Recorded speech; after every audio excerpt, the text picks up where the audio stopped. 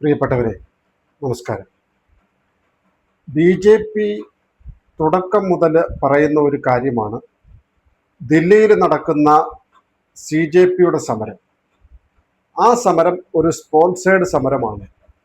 ആ സമരത്തിൽ നിരവധി രാജ്യവിരുദ്ധ ശക്തികൾ, ക്രിമിനലുകൾ ഒക്കെ കടന്നുകൂടിയിട്ടുണ്ട് എന്നുള്ളത് BJPയും അതേപോലെ തന്നെ രാജ്യസ്നേഹികളായിട്ടുള്ള ആളുകളും പലതവണ പറഞ്ഞിട്ടുള്ള ഒരു കാര്യമാണ്. ഇന്നിപ്പോൾ അക്കാര്യങ്ങൾ ശരിവെക്കുന്ന ചില റിപ്പോർട്ടുകൾ പുറത്തു വന്നുകൊണ്ടിരിക്കുകയാണ്. ഈ സമരത്തിലേക്ക്, അതായത് ദില്ലിയിൽ നടന്ന നീറ്റ് പരീക്ഷാ ക്രമക്കേടിന് എതിരെയുള്ള സമരം എന്ന് പറഞ്ഞ് നടക്കപ്പെട്ട സമരത്തിൽ മലയാളിയായിട്ടുള്ള ഒരു വ്യവസായി,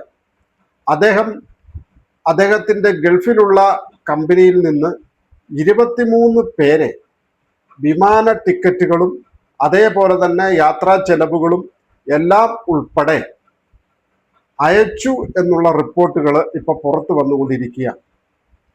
ഇന്നത്തെ മലയാളത്തിലെ ഒട്ടുമിക്ക ദിനപത്രങ്ങളും ഈ വാർത്ത റിപ്പോർട്ട് ചെയ്തിട്ടുണ്ട്. അവർ റിപ്പോർട്ട് ചെയ്തിരിക്കുന്നത് 23 പേരും ദില്ലിയിലെ സമരം വിജയിച്ചതിൻ്റെ ആഹ്ലാദത്തിൽ മടങ്ങി എന്നൊക്കെയാണ്. ആരാണ് 23 പേരെ ദില്ലിയിലേക്ക് അയച്ചത്? അദ്ദേഹം നിലമ്പൂർ ഷാജി എന്ന് അറിയപ്പെടുന്ന ആളാണ്. അദ്ദേഹത്തിൻ്റെ ശരിക്കുള്ള പേര് മുഹമ്മദ് ഷാജി മഠത്തിൽ. അദ്ദേഹം അബ്രിക്കോ ഗ്രൂപ്പിൻ്റെ സിഇഒയും MDയും അങ്ങനെ എല്ലാമാണ്. അദ്ദേഹമാണ് 23 പേരെ മുഴുവൻ ചെലവുകളും അടക്കം ദില്ലിയിലെ CJPയുടെ സമരത്തിലേക്ക് അയച്ചത്. അദ്ദേഹത്തിന് UAEയിൽ മാത്രമല്ല കമ്പനി ഉള്ളത്.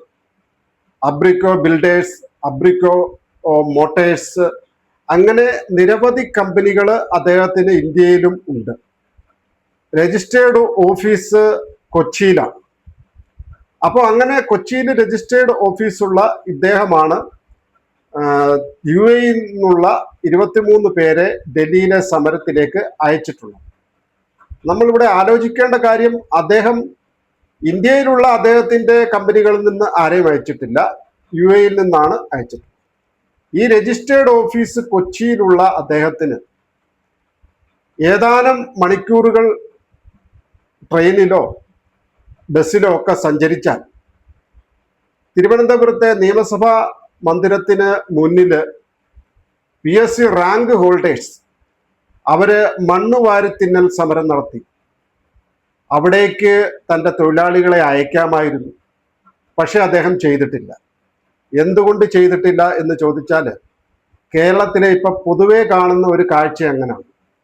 കേരളത്തിലെ ചില വ്യവസായ പ്രമുഖന്മാർക്കും സാംസ്കാരിക നായന്മാർക്കും ബുദ്ധിജീവികൾക്കും എഴുത്തുകാർക്കും സിനിമാ നടന്മാർക്കും ഒന്നും കേരളത്തിലെ ആളുകളുടെ വിഷമങ്ങളും ബുദ്ധിമുട്ടുകളും സമരങ്ങളും ഒന്നും കണ്ണിൽപ്പെടില്ല. നേരെ മറിച്ച് അവരെ സംബന്ധിച്ചിടത്തോളം ദില്ലിയിലും വടക്കേ ഇന്ത്യൻ സംസ്ഥാനങ്ങളിലും ഒക്കെ നടക്കുന്ന കാഴ്ചകൾ മാത്രമേ അവരുടെ കണ്ണിൽപ്പെടൂ. അവിടെ നടക്കുന്ന സമരങ്ങൾ മാത്രമേ അവരുടെ കണ്ണിൽപ്പെടൂ. അവിടെയുള്ള ആളുകളുടെ വേദന മാത്രമേ അവർ കാണൂ.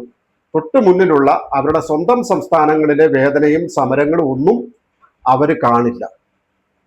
ഇത് വളരെ പരിമിതമായിട്ടുള്ള ഒരു ഓഫറാണ്. കാരണം ഈ വടക്കേ ഇന്ത്യൻ സംസ്ഥാനങ്ങളിൽ BJP അല്ല ഭരിക്കുന്നതെങ്കിൽ, ഇന്ത്യ ഒരു പക്ഷേ മോദി അല്ലാതെ BJP അല്ലാതെ മറ്റേതെങ്കിലും പാർട്ടിയാണ് ഭരിച്ചിരുന്നതെങ്കിൽ ഈ കാഴ്ചകൾ ഒന്നും ഇവരുടെ കണ്ണിൽ പെടുകയുമില്ലായിരുന്നു. എന്തൊക്കെയായാലും മലയാളിയായിട്ടുള്ള ഒരു വ്യവസായി 23 പേരെ ദില്ലിയിലെ സമരം വിജയിപ്പിക്കാൻ വേണ്ടിയിട്ട്, മോദി സർക്കാരിനെതിരെയുള്ള സമരം വിജയിപ്പിക്കാൻ വേണ്ടിയിട്ട് അയച്ചു എന്നുള്ള കാര്യം, എന്നുള്ള റിപ്പോർട്ടുകൾ പുറത്തു വന്നു. മാധ്യമങ്ങൾ അത് റിപ്പോർട്ട് ചെയ്തു. ഇത് മാത്രമല്ല, ഈ സമരത്തിൽ ഓൺലൈൻ ഫുഡുകൾ ഡെലിവറി ചെയ്തിരുന്ന ആളുകൾ പറഞ്ഞിരുന്നു, ഈ സമരത്തിലേക്ക് വന്നിട്ടുള്ള ഓൺലൈൻ ഫുഡുകളുടെ എല്ലാം പൈസ അടയ്ക്കുന്നത് കേരളത്തിലുള്ള ആളുകളാണ് എന്ന് അവർ തന്നെ തുറന്നു പറഞ്ഞാണ്. നമ്മൾ പല മാധ്യമങ്ങളിൽ കൂടി കണ്ടതാണ്.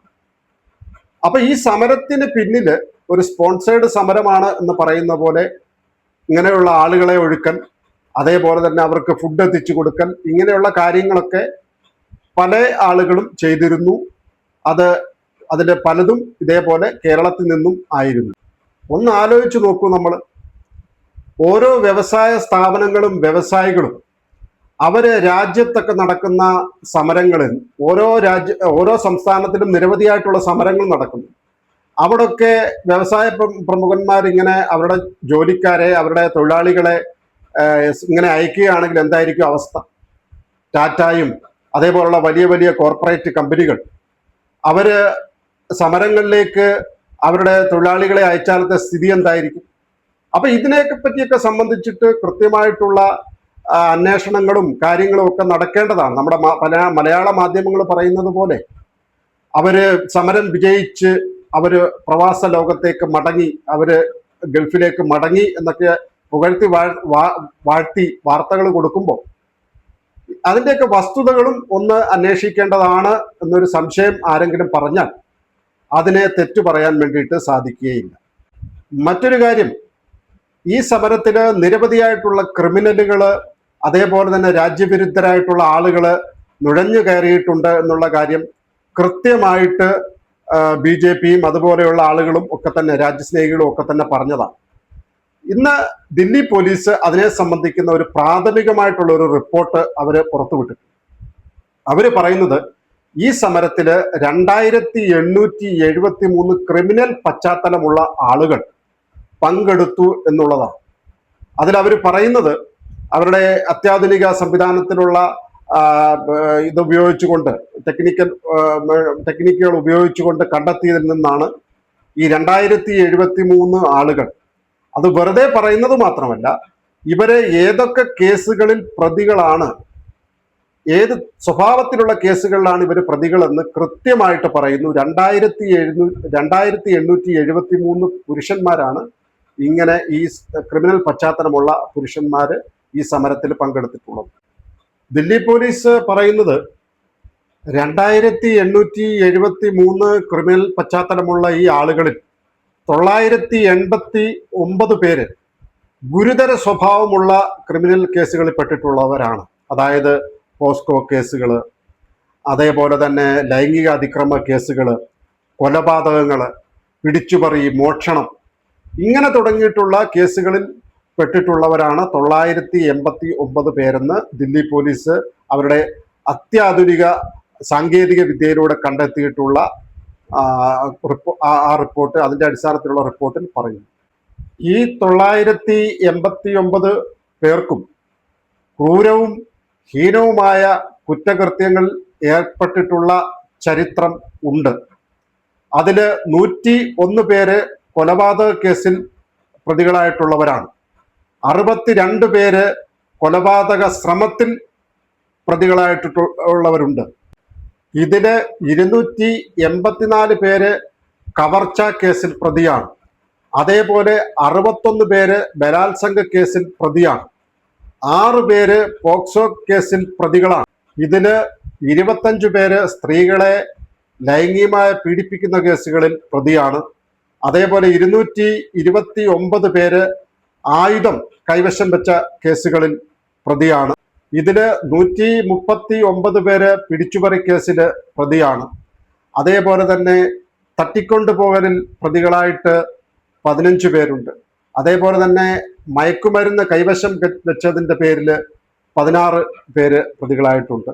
അങ്ങനെ കൃത്യമായിട്ട് ഇനം തിരിച്ച് വേർതിരിച്ച് ഈ CJPയുടെ സമരത്തിൽ നുഴഞ്ഞു കയറിയിട്ടുള്ള ക്രിമിനലുകളെ സംബന്ധിച്ചിട്ട് അത്യാധുനിക സാങ്കേതിക വിദ്യയിലൂടെ കണ്ടെത്തിയതിനെ സംബന്ധിച്ച് റിപ്പോർട്ട് കൃത്യമായിട്ട് ദില്ലി പോലീസ് തിങ്കളാഴ്ച അതിന്റെ പ്രാഥമിക റിപ്പോർട്ട് അവര് എടുത്തിട്ടുണ്ട്.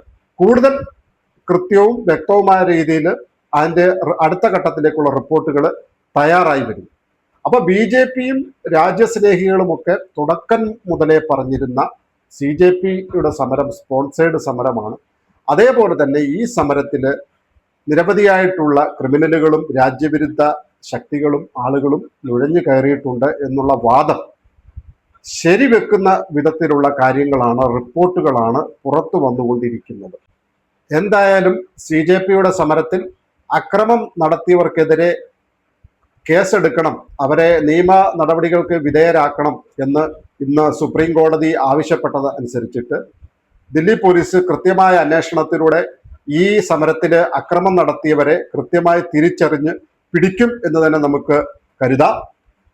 നമസ്കാരം.